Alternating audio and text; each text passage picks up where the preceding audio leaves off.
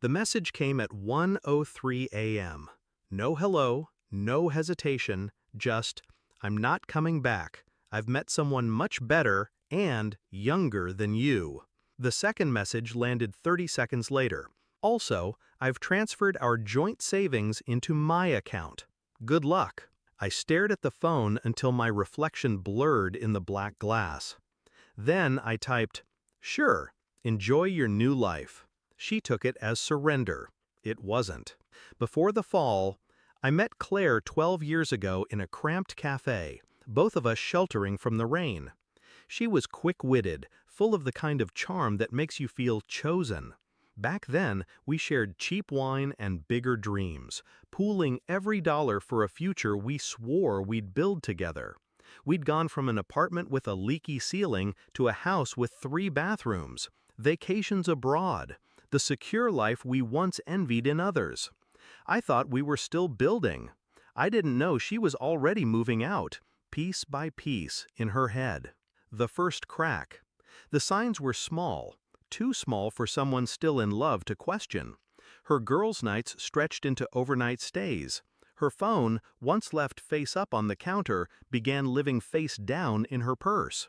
She laughed at texts she didn't show me. But the real warning? The sudden interest in our finances. She wanted to be more involved, to understand the numbers. I was happy to teach her, or so I thought. The night she left. She told me she was going on a week-long trip with friends. I helped carry her suitcase to the car. She kissed my cheek but didn't meet my eyes. 2 days later, the message came. The switch in my head. Shock didn't last long. Neither did anger. Claire believed she'd outplayed me. She'd moved our joint savings into her account thinking it was final. She didn't know that months earlier I'd restructured everything. Legally, that joint savings account was tied to our business, a business registered under my name alone. Every cent in it was listed as company capital.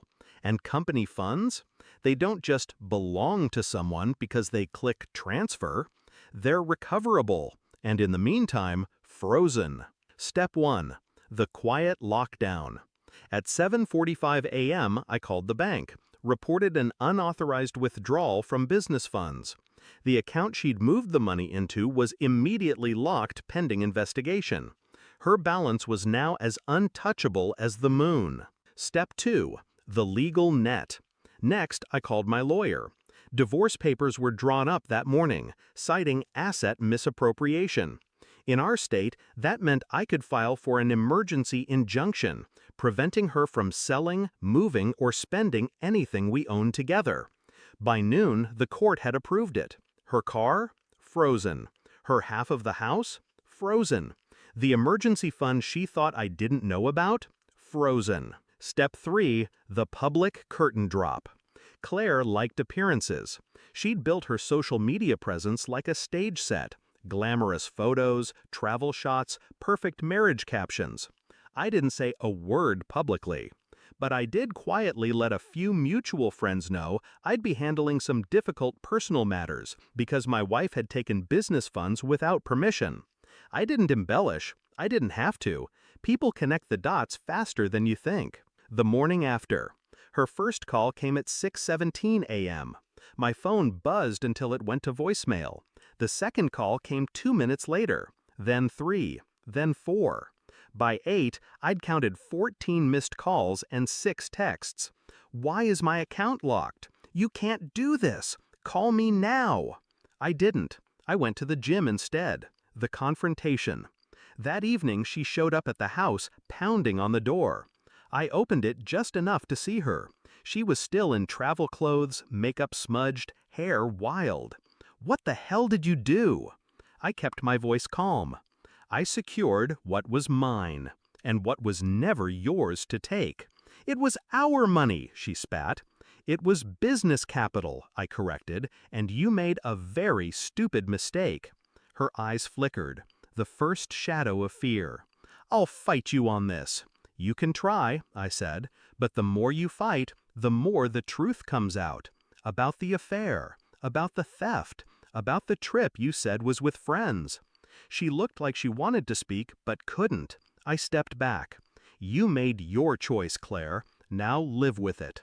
And I shut the door. The aftermath. The investigation into the account lasted 3 weeks. All the money came back. She never saw a cent. The divorce finalized faster than I expected, mostly because she stopped fighting when her lawyer explained just how badly she'd cornered herself. She left with her clothes, her car, and the man she'd chosen over me. 3 months later, I heard he'd left her too. Reflection. I don't hate her. Hate would mean she still mattered.